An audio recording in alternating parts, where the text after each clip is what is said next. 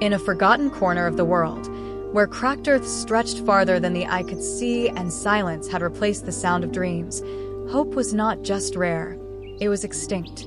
There were no roads, no schools, and no visitors. Just a quiet, sun-baked village where every sunrise looked like the one before it, dusty, difficult, and without direction. Children walked barefoot for miles to fetch water.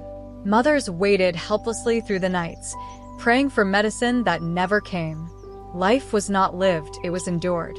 To the rest of the world, this place simply didn't exist. But everything changed the day he arrived. He didn't come with speeches, spotlights, or promises. He came with open eyes, a listening heart, and a mission to understand. What he found was not just poverty, but untapped strength.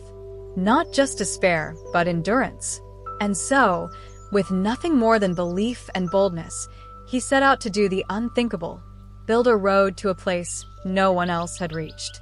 That single road didn't just connect the village to the outside world, it reconnected them to hope, dignity, and a future they had forgotten to dream about. This isn't just a story about development, it's a story about destiny, rewritten by one man who dared to care when no one else would.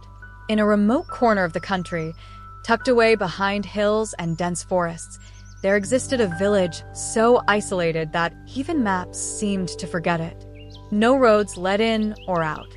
There were no power lines, no internet signals, no vehicles, just a network of dusty footpaths carved by generations of bare feet.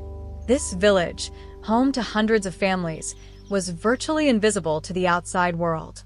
Cut off from modern progress and essential infrastructure, it became a place where time stood still and hope faded with each passing day. Daily life in the village was a test of endurance. With no roads, the sick had to be carried for hours on stretchers to reach the nearest clinic, if they made it in time. Children trekked miles on uneven terrain just to attend a distant school. Many gave up along the way. Pregnant women delivered babies at home with no medical help. Farmers harvested crops they couldn't sell because no buyers could reach them. The lack of access didn't just inconvenience the village, it strangled every opportunity for a better life. It wasn't just about being disconnected, it was about being abandoned. Over the years, NGOs, politicians, and development agencies had heard of the village. But the moment they learned there were no roads, they moved on.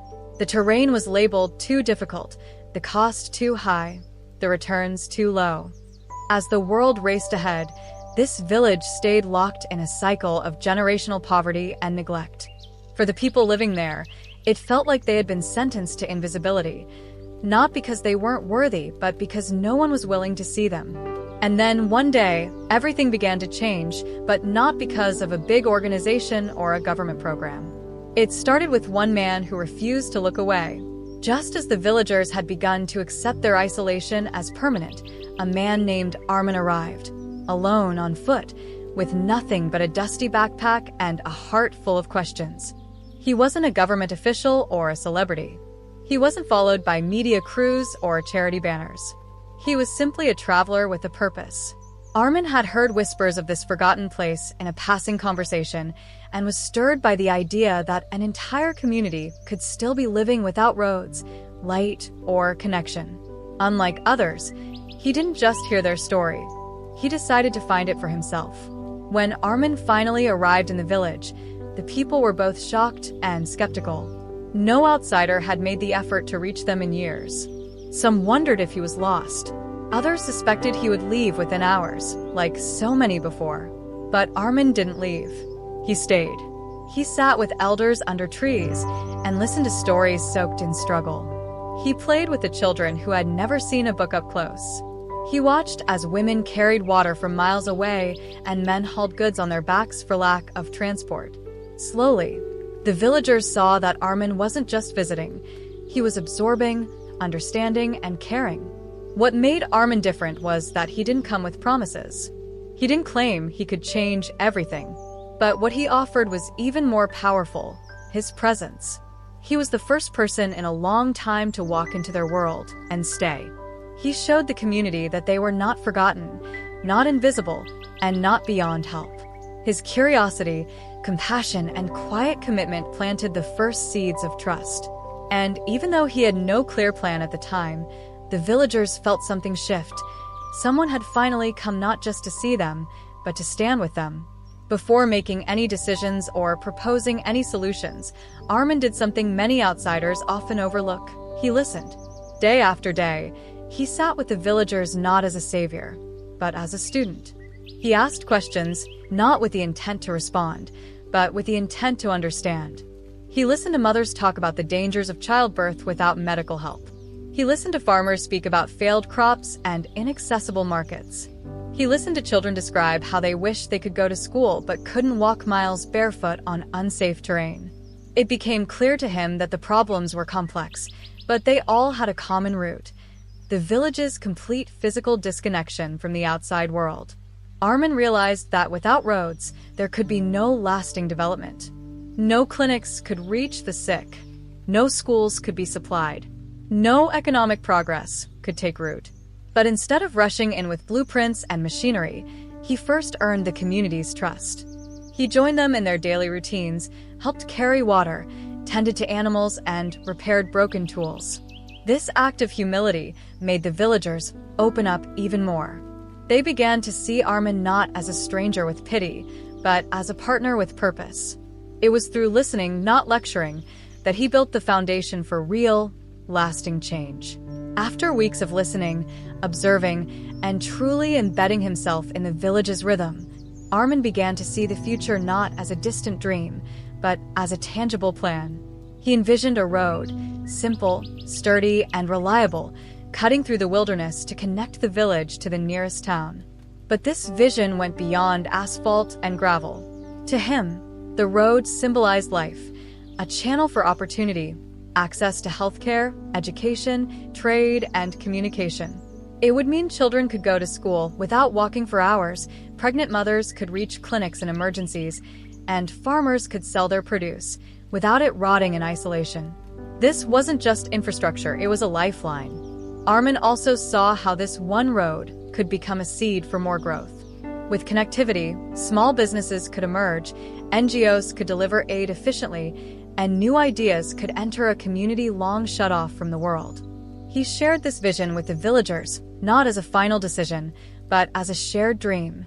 Together, they mapped the terrain, measured distances, and identified safe, sustainable routes. For the first time, hope wasn't just whispered in prayer, it was being drawn out on paper. The road wasn't just a possibility now, it was a plan. And that plan had the village at its heart. Construction began not with machines or fanfare, but with human hands, raw determination, and the belief that this road would change everything. Armin didn't bring in outside contractors to take over. He brought the village together to take ownership of their transformation. Men, women, and even teenagers picked up tools.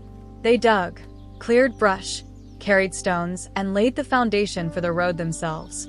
Armin funded the materials, provided technical guidance, and made sure safety came first, but it was the people who built every inch. With each passing day, the dust turned into progress, and the path began to emerge, rough but real, imperfect but promising. This wasn't just the building of a road, it was the building of pride. The villagers began to walk on what was once impassable land, now made into a track of progress by their own hands. And as that road slowly stretched toward the nearest town, it did more than connect points on a map. It connected people to their dreams. Children began to imagine reaching schools in other towns. Farmers started to see markets within reach. And most importantly, for the first time in a long time, the village felt seen and heard. This road wasn't just made of soil and stones.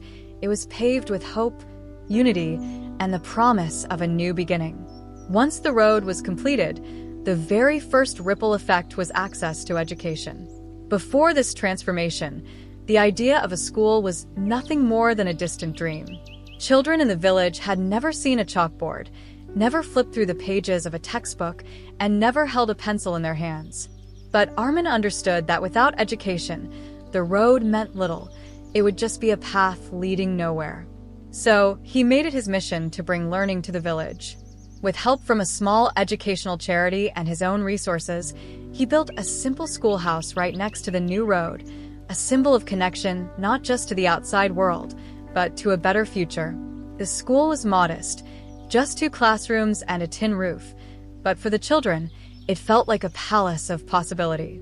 Books arrived, teachers were recruited from nearby towns, and the village kids, once burdened by chores and labor, now walked with backpacks and purpose. For the first time, they learned letters, numbers, and stories about a world far beyond the horizon. The impact was immediate. Children began dreaming of becoming teachers, nurses, and even leaders. Parents, many of whom had never seen a school themselves, shed tears watching their children recite poems and write their names.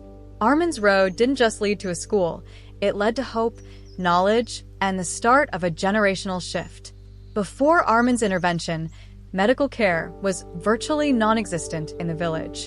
The nearest clinic was miles away, reachable only by foot or donkey cart, and emergencies often ended in heartbreak. Women gave birth at home without trained assistance, children suffered from treatable illnesses, and injuries went unattended due to the sheer inaccessibility of healthcare. It wasn't just the lack of medicine, it was the crushing reality that help simply could not reach them.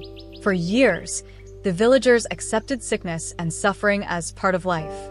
But Armin saw this tragedy and knew that building a road was just the beginning. He needed to make sure that help could travel down it. Soon after the road was completed, Armin collaborated with a group of volunteer medical professionals and arranged for mobile clinics to visit the village regularly. For the first time, families received vaccinations, mothers were given prenatal care, and children had their health monitored. Eventually, a small health post was built near the school, staffed by a trained nurse from the community itself, someone Armin helped to educate and support. With every treated illness and every life saved, the village transformed from a place of despair to one of healing.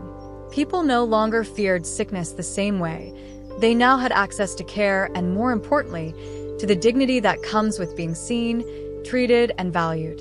For generations, the women in the village lived in the shadows of tradition, expected to tend to the home, fetch water, raise children, and rarely speak beyond the household. Their world was confined by cultural norms and physical isolation. Education was a distant dream, and most girls never saw the inside of a classroom. Armin's arrival, and the access the new road provided, marked a turning point. With improved infrastructure came resources, teachers, and opportunities. A school that once only served boys began to welcome girls, and slowly, families started to understand the value of educating their daughters. For the first time, girls walked side by side with boys in uniforms, books in hand, eyes lit with curiosity and ambition. But it wasn't just the younger generation that transformed. Armin also initiated women's empowerment workshops in the village, offering literacy classes, small business training, and forums for open dialogue. Women began forming cooperatives, starting local enterprises like tailoring and food preparation, and contributing to the family income for the first time. Confidence blossomed. Voices that had been silent for decades began to rise, not in protest, but in participation. Mothers became decision-makers. Daughters became role models. The village no longer saw women as just caretakers, but as equal pillars in building its future. Their steps into the light reshaped the community in ways no one had imagined, proving that when women rise, the entire village rises with them. With a road connecting the village to the outside world and a school finally within reach, something extraordinary began to happen. The youth, once confined to the margins of survival, started to see themselves as agents of change. No longer burdened solely by labor or hopelessness, they began to dream of becoming teachers, engineers, healthcare workers, even community leaders. The school didn't just teach them how to read and write, it instilled confidence and purpose. Students began organizing cleanup drives, setting up study groups, and even helping teach younger children in their free time.